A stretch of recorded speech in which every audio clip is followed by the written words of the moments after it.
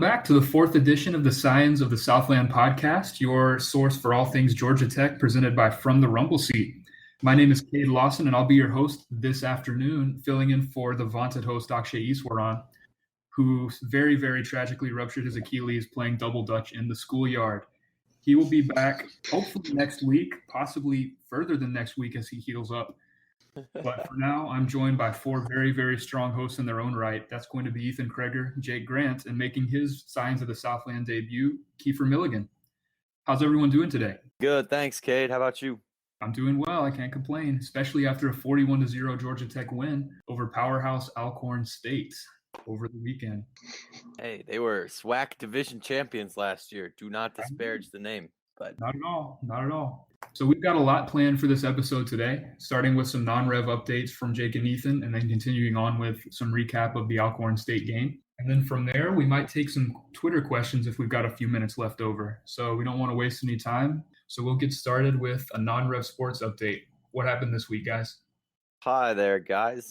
Ethan and I were at the Hyatt Regency Tournament, not to be confused with Invitational, this weekend. This weekend, Tech squared off against Alabama State, Wofford, South Alabama, and Tulane. We were live at the Alabama State game on Thursday at noon, which was a sweep. But I'm not sure how you're thinking about this, Ethan, but it didn't look like as convincing of a sweep as we saw last weekend from the girls. No, Alabama State was by far the worst team I've seen them take on so far this year. So the fact they won 3-0 doesn't say a whole lot about their level or Alabama State's level. Yeah, Tech was slow out of the gate against Alabama State. I don't believe either of us were at the Wofford game because it was Thursday at 7 p.m. But in the South Alabama game, I was at that game. They were again slow out of the gate and, in fact, went to 5 sets against a one-win team, which isn't excellent. Their attacking was, and I have it pulled up in front of me. Makila Dowd didn't have her most efficient game. Yeah, that was what I was just about to mention. Her attack percentage was just .163. And it didn't help that Mariana Brambilla was only a 278 herself, which was also the team average, by the way. So not too great from Tech, and having 2 players in the negative, which means more errors than kills. You're not as familiar with the terminology, but having 2 players in the negative against a one-win South Alabama team isn't really tremendous, and it showed in the third set, especially when they lost 25-21 and were just attacking at a 257 clip. Oh wait, nope, reading the wrong numbers. Sorry. When they lost the second set and were attacking at a 211 clip. So not too great. But they pulled out the win in that one and in Tulane, which Ethan was at. And any thoughts on that? Yeah, the Tulane game, they started a little slow again, which has been a recurring issue for this team both weekends, is starting sets slow and starting matches slow. They lost the first set, and then the crowd started to get into it. More people started to filter in, and the place was as full as it had been all year, even as full as it was against Auburn in the exhibition. And they came back and won the next 3 sets each by a score of 25-23 and won some big points at the end. Were able to get the ball side out when they needed to. And that's a skill that is really going to be beneficial for them when they get into the ACC play. But some improvement on the defensive side and on the blocking would be helpful.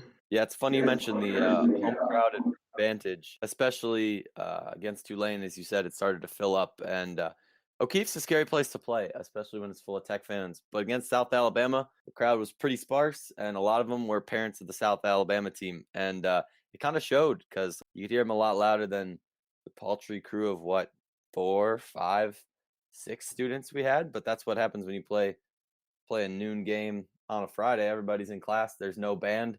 Then night and day when it comes around to 7 p.m. and you got Tulane. But they're 8-0, and I'm sure all you guys would agree that 8 wins are better than 8 losses. I don't know. Insert a cliche there, but they're 8-0, and that's not nothing.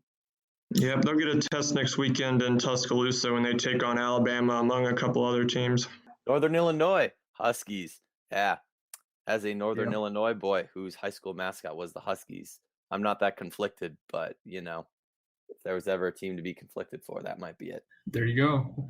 Thanks, guys. So that's 8-0 for volleyball, and now we can transition to our 1-0 team, which is, of course, the football team, coming off that aforementioned win over Alcorn State. Real quick before we get into some positional breakdowns and ratings from the game, a little bit of box score insight. Georgia Tech's Taquan Marshall, 9 of 18 passing. He threw for 104 yards, 1 touchdown, and 1 interception. That was a 56.9 total QBR. The leading rusher for the Jackets was Jordan Mason, who, of course, started the game after Kervonte Benson's 1-quarter suspension for what we can only assume was a very egregious crime. He ran 11 times for 85 yards and 1 touchdown, his long coming with 28 yards. Taquan picked up the slack from there, 9 carries for 77 and a touchdown, followed by Kervonte Benson, who played about 2 quarters, 10 carries, 75 yards, and 2 touchdowns. The Georgia Tech receiving leader, Brad Stewart, 4 catches for 49 yards and a touchdown. And they did not allow too much offense at all from Alcorn State, as the Alcorn quarterback completed 10 of his 15 passes, but just for 51 yards on the game. So, guys, let's start real quick with the offense. They put up 41 points. There were some times when you wish they would be a little bit cleaner, but overall, pretty decent performance in the first game of the season. What does everyone think about how that went? The offensive side of the ball was definitely pretty sloppy. You remember one of the touchdowns was a defensive score and not an offensive score. Overall, blocking was pretty hit and miss, especially at the second level. It was mostly miss at the second level.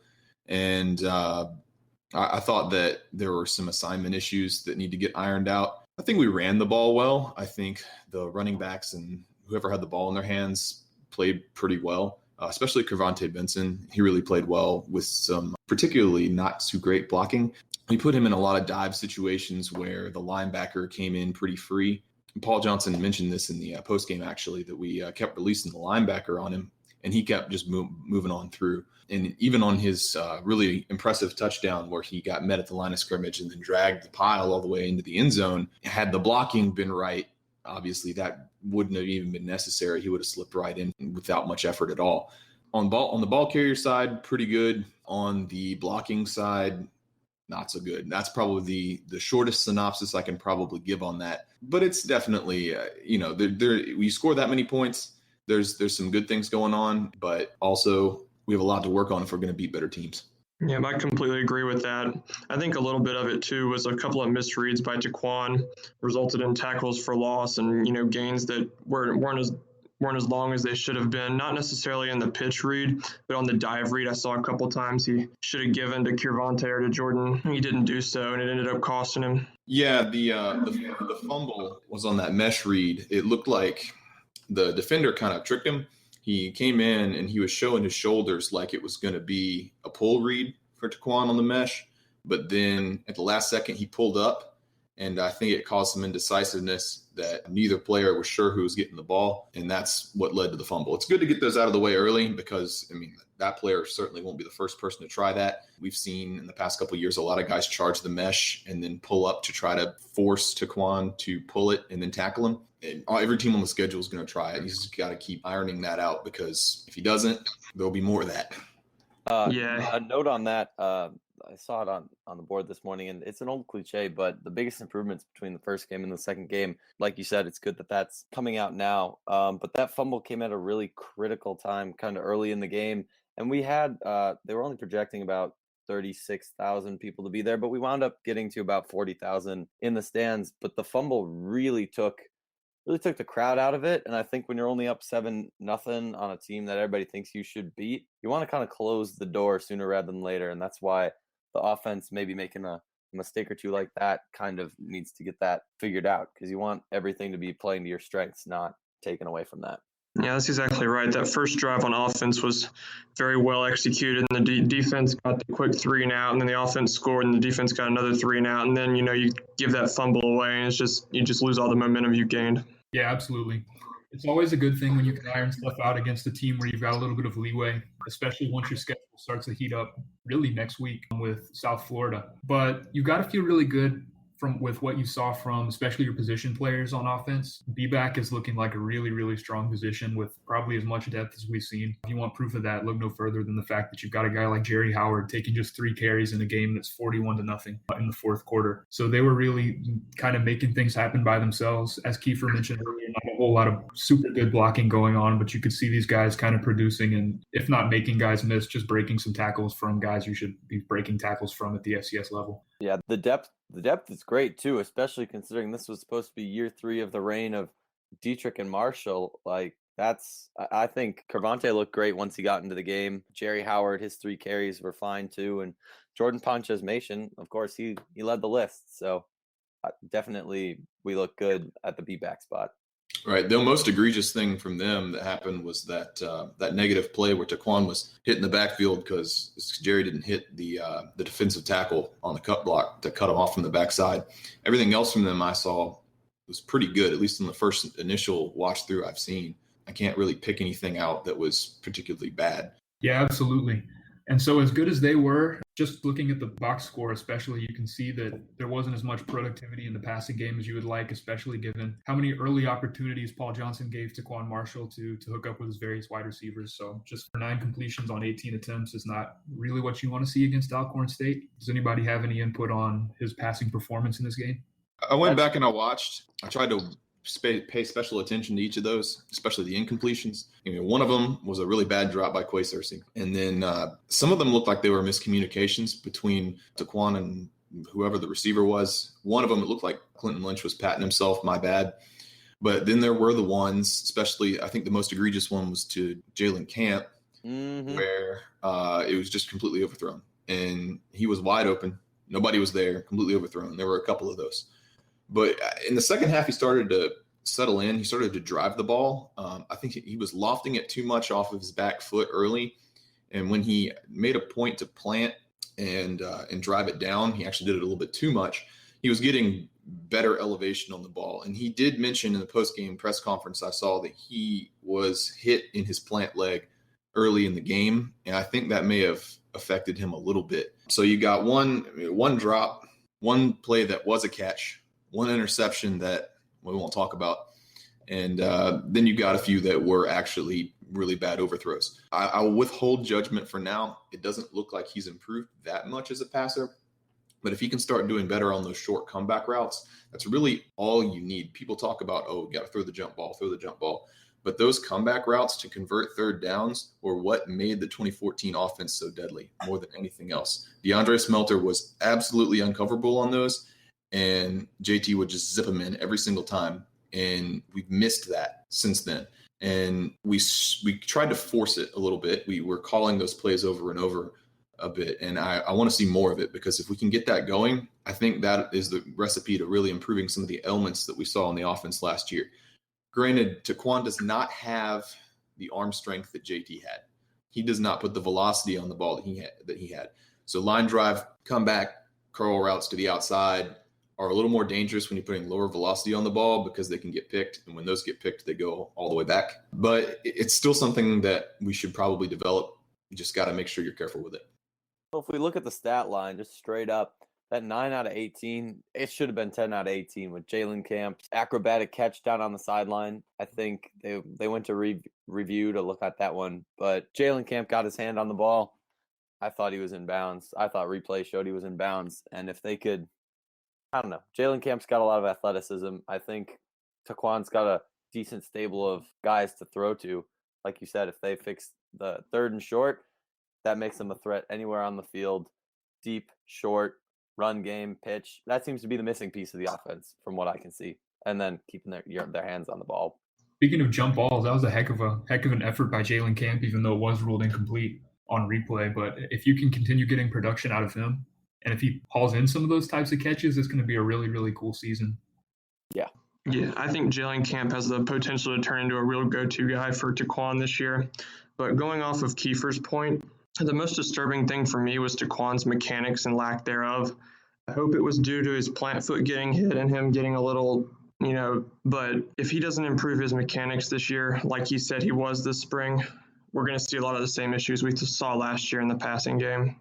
Right, and we want to make sure that he doesn't keep getting hit too, because obviously we don't want to lose him a plant leg that'll mess up the mechanics. And two, I think last year with the poor pass protection, it led to some rash decisions. And even that Jalen Camp throw, I'm not even sure why he threw that ball. It wasn't open.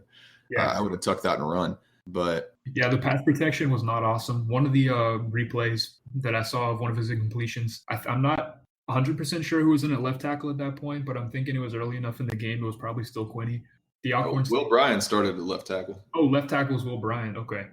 Alcorn State defender put him to sleep and got way, way past him real fast. So it looked like that might have been an issue on one of them, but there were a few of those. And to an extent, I bring that back to coaching. I'm not going to criticize the student athletes too much on the pass protection, especially when I see it from all of them. but I see us reaching a lot in pass protection instead of sitting back and setting your feet and punching, which is what proper technique is. We keep leaning forward and putting our hands out, and they just get swatted away, and then you get swim moved, and the guys around you.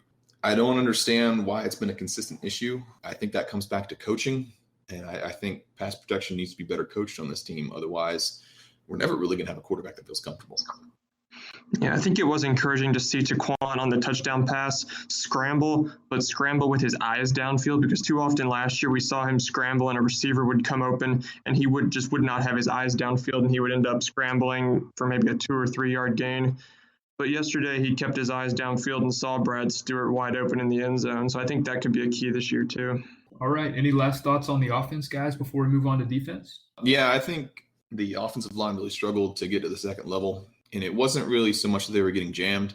A lot of times last year, the offensive linemen who were supposed to go to the second level would get jammed, and then they wouldn't be able to get to the second level. But some of it was just planning responsibilities out and working as a cohesive unit, which can be fixed. So I'm hoping that improves from week 1 to week 2. And then some of it was just missing guys at the second level. Alcorn had some decently quick guys at that level, and I thought they were pretty fast for an FCS defense overall, but there's going to be bigger, faster guys coming. And if we don't fix blocking at the second level, it's going to be ugly.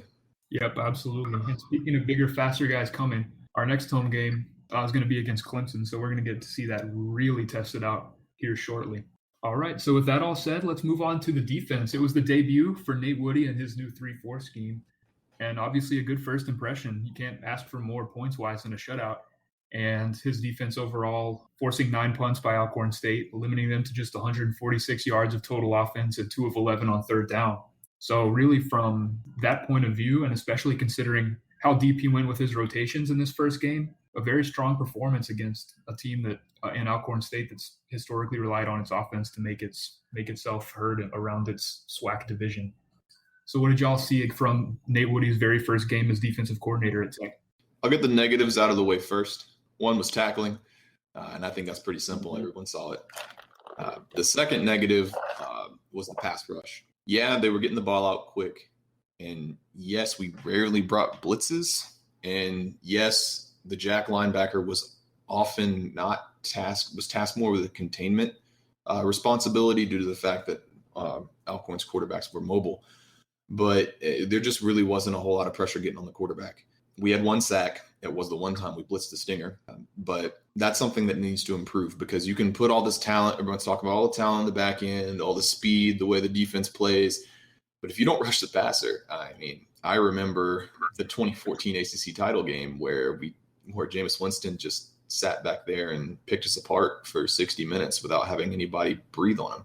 So that's the key to me. And I know we haven't really recruited to the jack linebacker position under Roof. So there's a dearth of depth there that will get sorted out over time. But we really need someone to step up along the way and get a pass rush going. Positives, we played with so much speed and so much intensity. It was exciting to see, and it was refreshing to see turnovers and tackles for loss and guys who just have great range and length getting after it.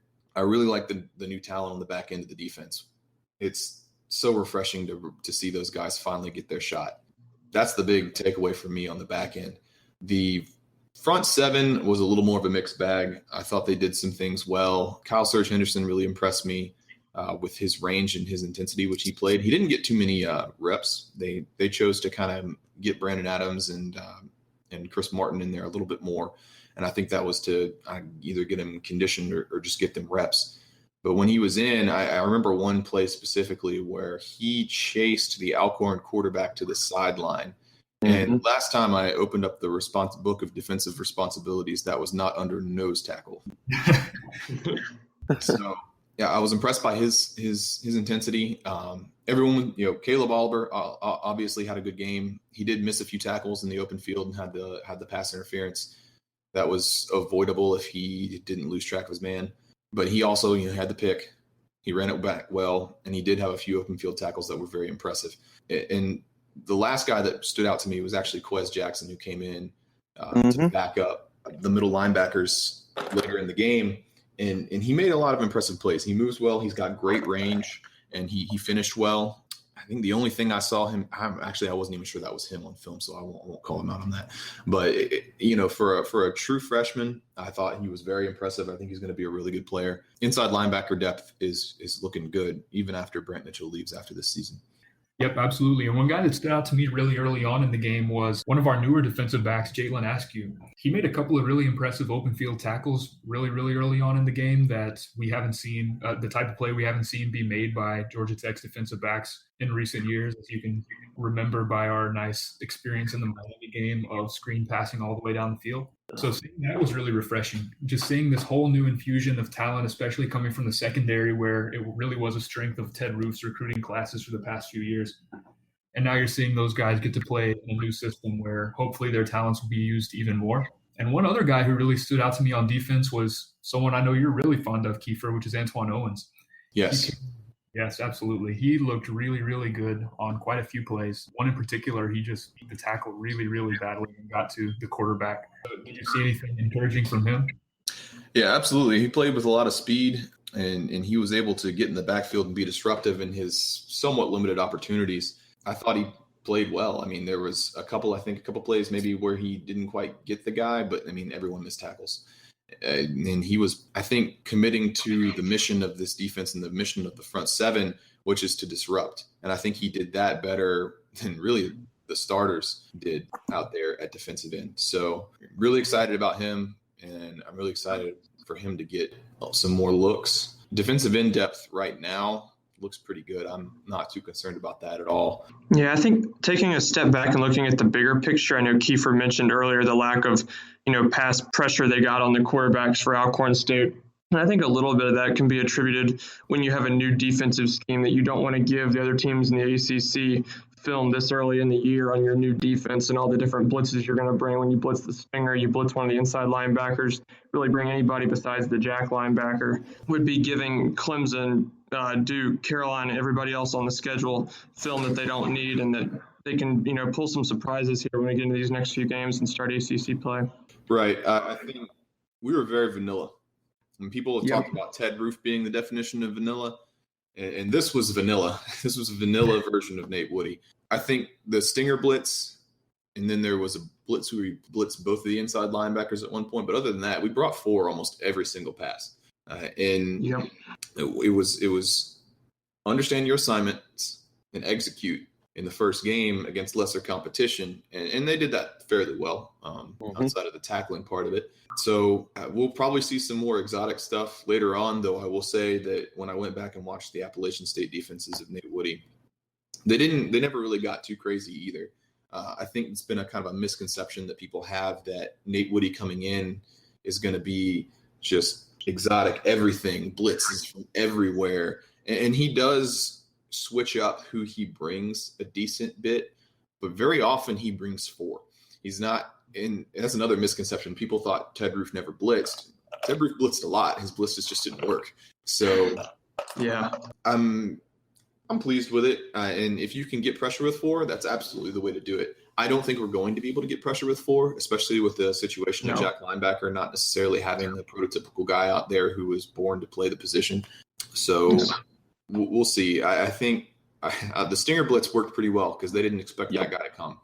And we've got a lot of speed out there. Christian Campbell is another guy that impressed me too. I liked him out at stinger, and I think Campbell looked great. Speed. Yeah, he did. I thought he played the best at stinger. And a note on that, on his big play on the sacks, on the scoop and score back into the end zone. Tech looked fantastic. Sure, that's a new step, but also the crowd was really into it. I mean, I know I'm like the spirit, rah, hype guy, whatever, but like, I don't know. Our fans are kind of usually out of it if we're on offense or defense. Yeah, the students yell, but like, it felt good that there was some energy in that stadium against Alcorn State. If we can do that in front of 40,000, the lesser competition, energy, the players feed off of us more than a lot of people give that credit for. And I think that this defense, when they start incorporating some of those less vanilla, more blitz packages, stuff like that, like you're going to feel the difference too, and you're going to see the results reflected on the field. Yeah, for sure. I mean, everybody was really excited about that sack. Felt like the first one in probably 5 years, really. And it came at a really good time. Y'all mentioned how good Christian Campbell looked a little bit too. And I was curious about how he would look at Stinger because really I think most people expected him to start off at free safety where he had played for most of the spring and I think all of last season as well after he was briefly thought to be the quarterback of the future when he first got here. So if he can be a really strong presence at that position, that'll be absolutely for the better. Yeah, I think moving him down from safety to stinger kind of, showed the emphasis that Woody has on speed over size. And I think that was very evident yesterday with the open field tackles early in the game on the screens. We missed a few tackles in the open field, but we closed space down real well. Yeah. And took space away from the Alcorn State speed guys. We were hunting him down. That a couple times we bounced right off of him, but we were getting there a lot faster than it seemed we were in the past, just from the eye test. Yeah, and just as an aside, what a great year for the NCAA to change those redshirt rules. Really, was a great year because changing schemes completely, we finally get a chance to see all these different guys who we would have had to, have Nate Woody make a complete guess on, or else risk losing an entire year of eligibility for him. So now they've got 4 games to play with. We saw him go way, way deep in his rotation of all those young guys, and we really got to see what a few of them were capable of. All right. Does anyone else have anything to add on defense before we move on to one of the hittier or missier units? I would like to do a quick shout out to Quan Griffin. He only got like 5 snaps, but he really impressed me. I thought he was going to play defensive end when he came in. They put him at nose, and he was good. He was pretty good. I don't know that he's going to play a bunch this year because we kind of have a bit of a log jam at the defensive line just because we went from 4 to 3. But I'm looking forward to good things from him. Yep. 2 tackles for him in his very, very brief stint, as you mentioned. All right. And so with that, we go on to our third and final positional recap, and it's special teams. Ew. So we really saw, like I said a second ago, very, very hit or miss performance from these guys.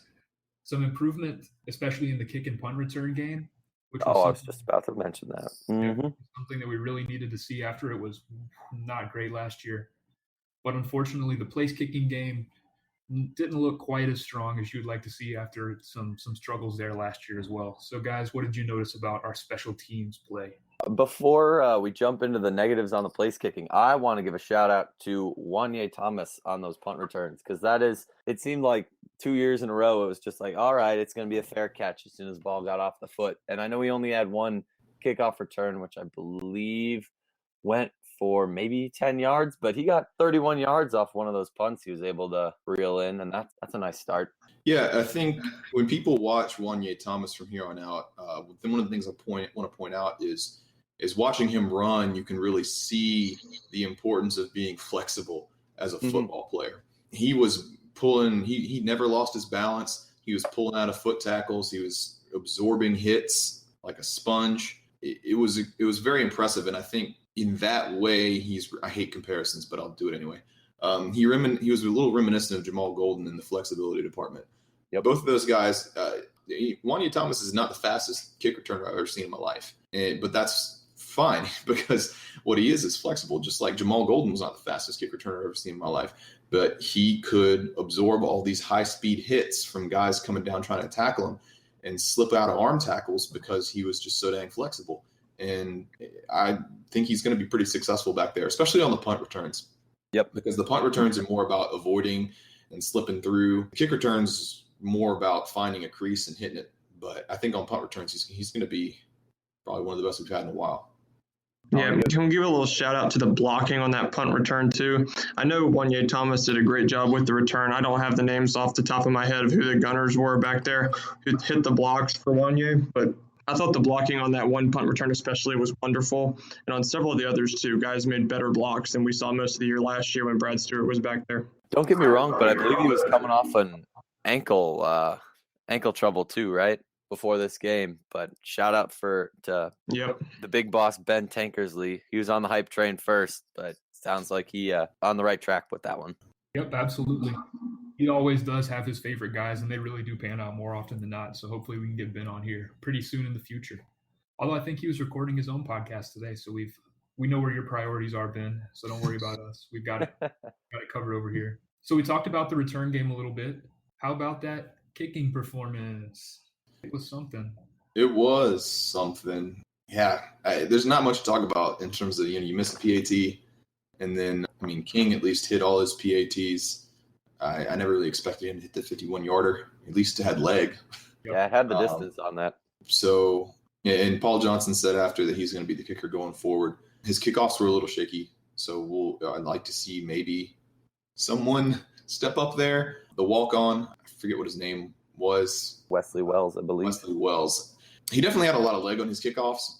They started arcing towards the out of bounds, and I feel like if he did it consistently like that, he would eventually kick one out of bounds, which is pretty devastating. So maybe if he can figure it out, he can do kickoffs, and then we can just have King do field goals, and that'll be bearable. But it's definitely not an ideal situation that there's not much to talk about. It's just not good. For a team that's going to be in close games this year with several, looking at seasons they've had in the past, we can expect Georgia Tech to play close games when they get into the ACC part of their schedule, and to not have an experienced kicker who can step up there and hit a game-winning, game-tying field goal, important extra point, and this and that is not good.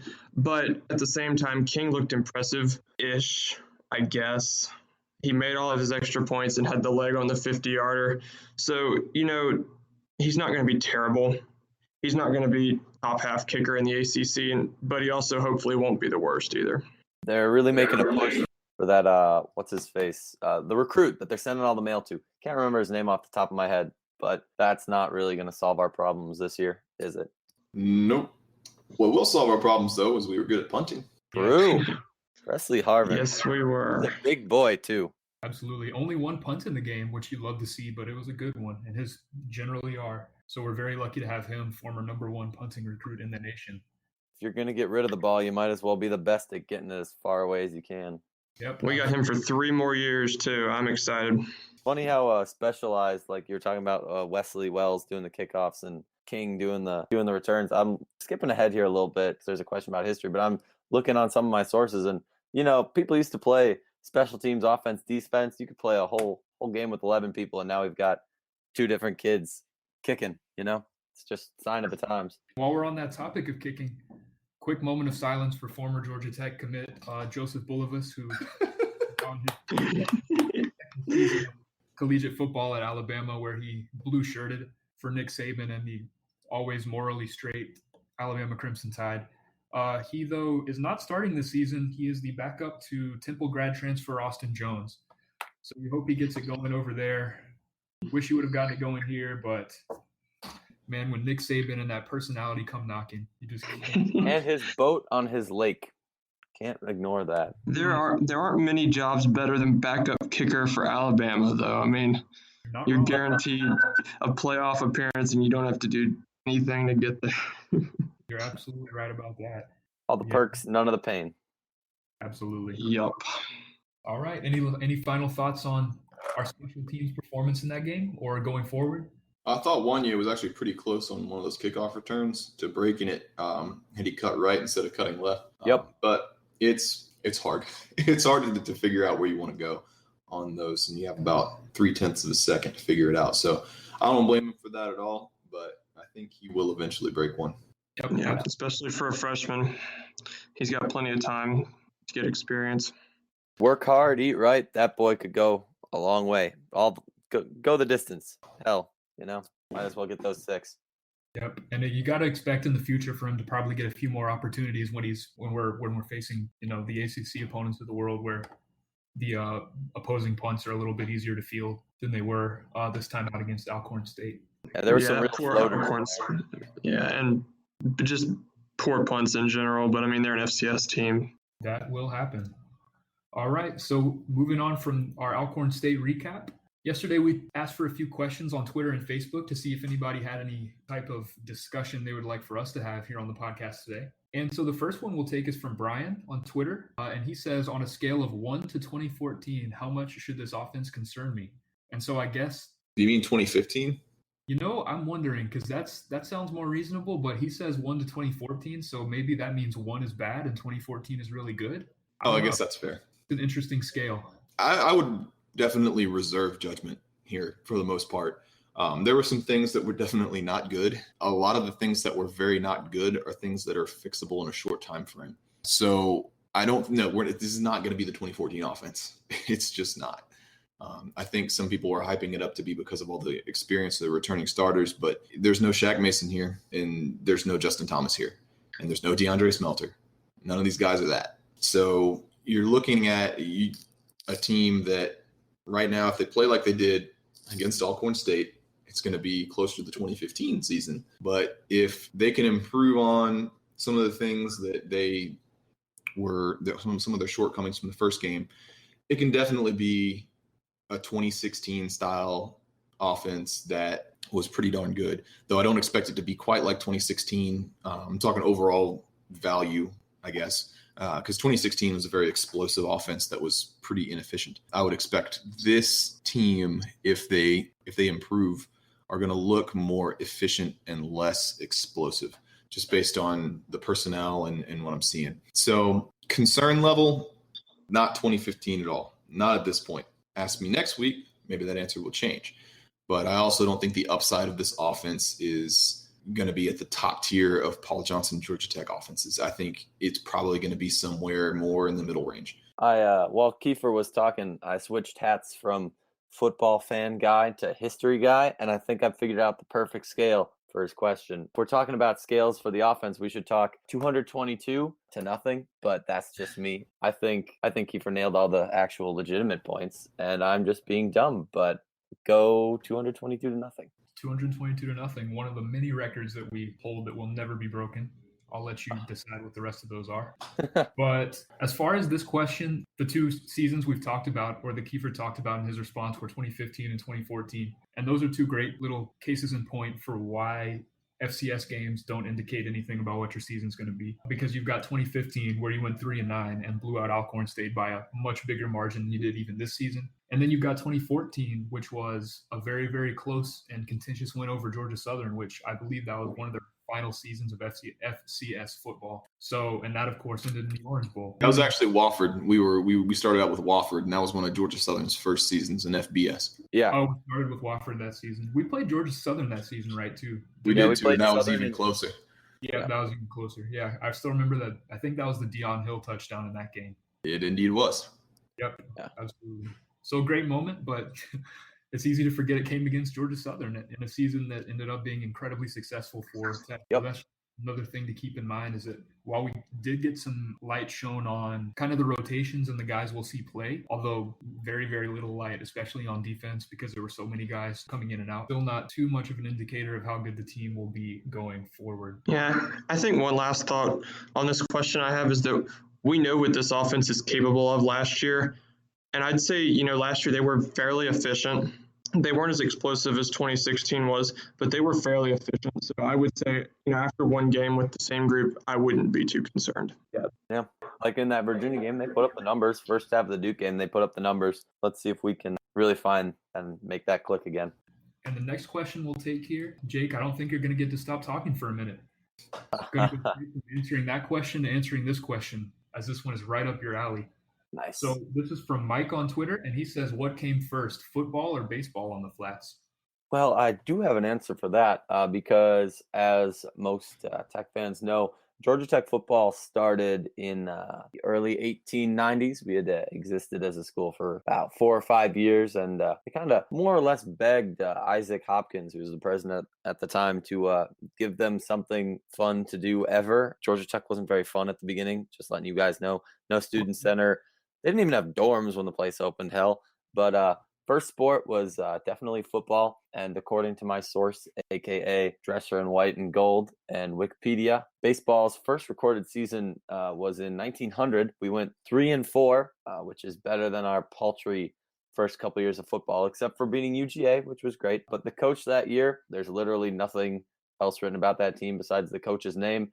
And he is known only to history as Todd. Todd, however, improved greatly in his second year coaching Georgia Tech in 1901 when he went 9-5. And at the time, baseball was far and away the more popular sport on the flats and drew tremendously. They didn't play on campus yet because we didn't have the flats as we know it. But Georgia Tech's first team was football. And then they were joined by baseball in about 1900, and then cross country was somewhere in there too. But yeah, interesting times to be on the flats, turn of the century Tech.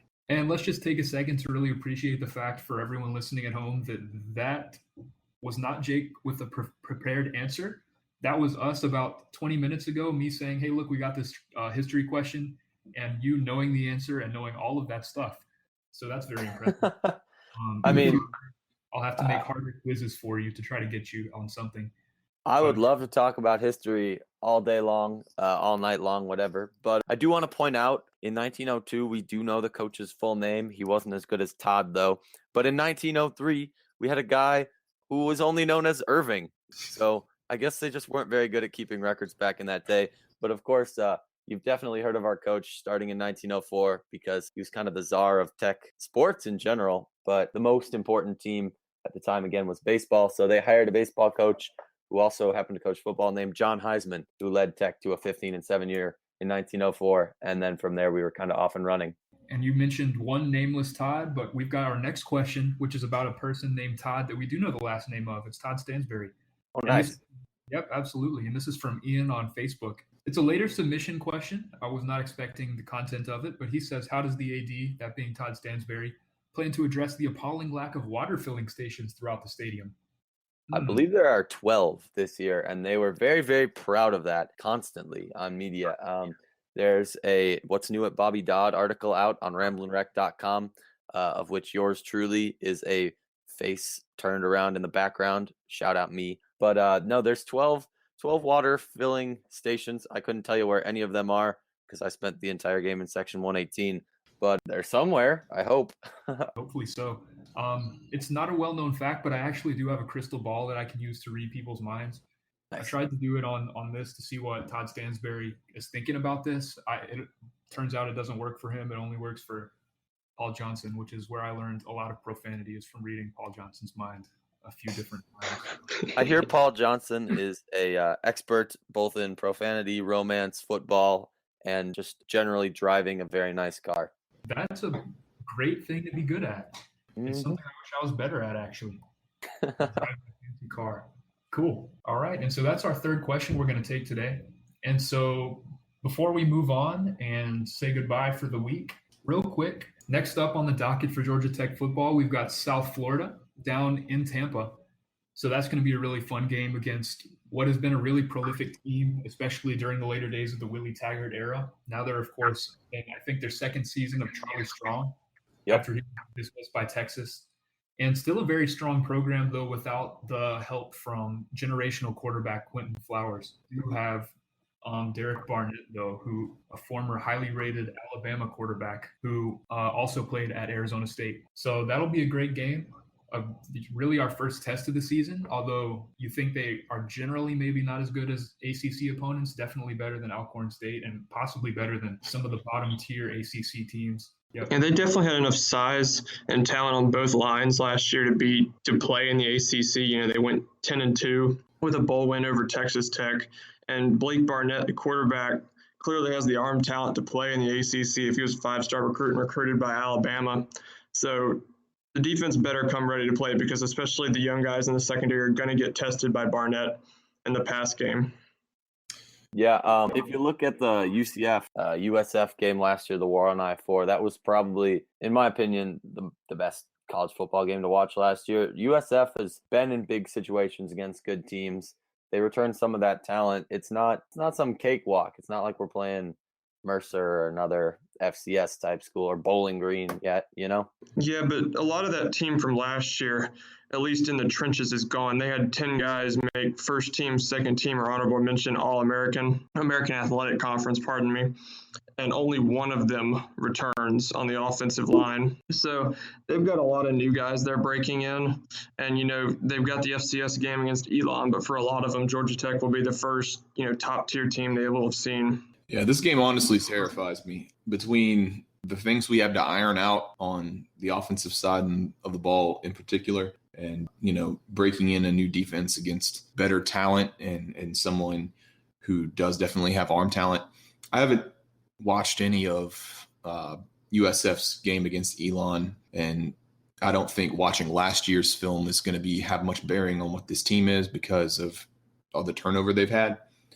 But going down there on the road with a young defense and an offense that still has tuning up to do, that's scary. And I'm hoping that we get a lot of our things ironed out and we can move forward, especially on the offensive line and just in blocking in general. We can make sure we have the right assignments. It sounds cliche. We got to make the right assignments, execute, classic coach speak. But those are the things we just didn't do. And those are the things we're going to get punished for starting this week. It's not like we had to wait till ACC play. It wouldn't surprise me if USF ends up being better than Pitt, to be quite honest. And if we're looking at the next two games. So this is definitely a terrifying game. And it's a game that we can definitely lose if we play like we did against Alcorn. We're gonna lose this game, and it's not gonna be particularly pretty. So a lot to work on. It's really paramount because I think in order for this team to have a successful season, we have to go 3-0. It's not optional. If we don't go 3-0 and then we get beat by Clemson, then it'll start to cascade down like it did last year, and where we saw kind of at the end of the year it just looked less spirited. So. These two games may define where we go for the rest of the year, and I'm going to be extremely anxious. Absolutely. Yeah. And I cut off our podcast recording, but we have officially hit the 1 hour mark, and actually the fire alarm is going off here in luxurious North Avenue Apartments. Oh dear. Which is always a good sign. So we do have to call it there for this week. Thanks everybody for joining, and we hope you all join us next week on the next episode of Signs of the Southland, hopefully after a big win over South Florida. Thanks guys, and have a great week. But wait, it's me. I'm actually back again. I didn't burn to death. I was very late going out to the fire drill, but I had to remind you of one thing I completely forgot. First of all, an apology to quarterback Blake Barnett, whose name I completely got wrong by calling him Derek. That's an NFL player, not you. It is understandable why you wanted to burn down where I live. But just as a reminder to everybody, we're trying to make a soundboard for this podcast to become as official as possible. So if you know of any cool Georgia Tech sounds, preferably funny Georgia Tech sounds, that you would like to hear played on this podcast, probably to cut people off, let us know. Thanks again for listening and have a great week.